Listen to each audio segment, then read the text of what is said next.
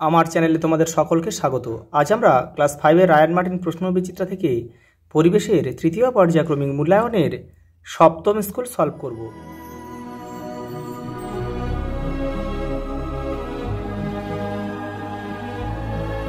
প্রথম প্রশ্ন দেখো, একটি নরম কাণ্ডের গাছ হলো কলা গাছ।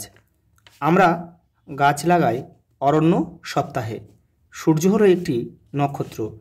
পরিবেশ বান্ধব পরিবহন হলো সাইকেল, অর্থাৎ যেসব যান চলাচলের সময় কোনো দূষণ ছড়ায় না। দেখো, একটি অপ্রচলিত শক্তির উদাহরণ কি? এখানে হবে দেখো বায়ু শক্তি হবে, আবার সৌরশক্তি হবে। আর জলবিদ্যুৎটা কিন্তু প্রচলিত শক্তির উদাহরণ, প্রচলিত। আর তাহলে তোমরা সৌরশক্তি বা বায়ু শক্তি যেটা ঠিক মারো সেটাই কিন্তু ঠিক হবে। আয়লা কত সালে হয়েছিল? 2009 সালে। হরপা বান বেশি দেখা যায় পার্বত্য অঞ্চলে।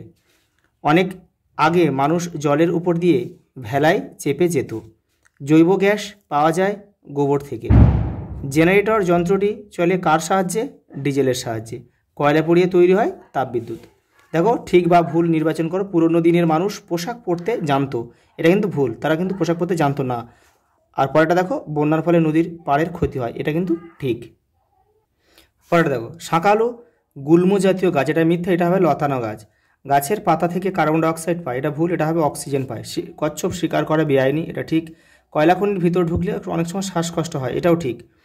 কারণ কি বলতো? অক্সিজেনের অভাবে কিন্তু এটা। ট্রাফিক সিগন্যাল সবুজ হলে গাড়িগুলি চলতে থাকে। সূর্য সব শক্তির উৎস।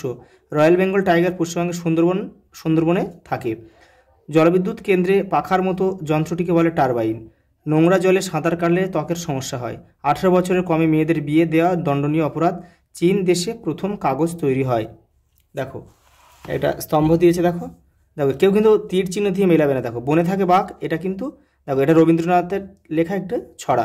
দেখো, রানীগঞ্জে কী আছে? কয়লা খনি আছে। দেখো 4.2। জেব্রা ক্রসিং হবে, দেখো হেঁটে পেরোনোর রাস্তা আছে জেব্রা ক্রসিং। পথের পাঁচালী বিভূতিভূষণ বন্দ্যোপাধ্যায় লেখা একটি উপন্যাস। দেখো, 1 অক্টোবর কি? বিশ্ব বয়স্ক দিবস। দেখো 4.5। আর সোলার কুকার কি হয়? দেখো রান্না করা হয়, 4.6। পরেরটা দেখো, কোন সালে পশ্চিমবঙ্গে ট্রেন চালু হয়? পশ্চিমবঙ্গে হয় 1854 সালে। আর 1853 সালে কিন্তু মুম্বাইতে হয়েছিল, যেটা ভারতের প্রথম সেটা। দেখো, সূর্য পৃথিবীর তুলনায় কত গুণ বড়? 13 লক্ষ গুণ বড়। সৌরজগতের বৃহত্তম গ্রহের নাম যে বৃহস্পতি। কোন শব্দ থেকে পেপার শব্দটি উৎপত্তি হয়েছে? প্যাপিরাস। স্টিম ইঞ্জিন কে আবিষ্কার করেন? James watt. পানসি কি? ছোট ডিঙি নৌকাকে পানসি বলা হয়। দেখো পরেরটা কি বলেছে, দেখো কত সালে কলকাতায় প্রথম রিক্সা আসে? 1900 সালে। আর প্রথম রিক্সায় মানুষ বওয়া শুরু হয় 1914 সালে। কিন্তু আয়লা কি? একটা ঘূর্ণিঝড়, যেটা আমাদের পশ্চিমবঙ্গে কবে হয়েছিল? 2009 সালে। ছোট গির্জাকে কি বলা হয়? চার্চ বলা হয়। আর বড় গির্জাকে কি বলা হয়? ক্যাথিড্রাল। ভূমিকম্পের দেশ কাকে বলা হয়? জাপানকে। কোন তিথিতে চন্দ্রগ্রহণ হয়? পূর্ণিমা তিথিতে। আর অমাবস্যা তিথিতে কিন্তু সূর্যগ্রহণ হয়।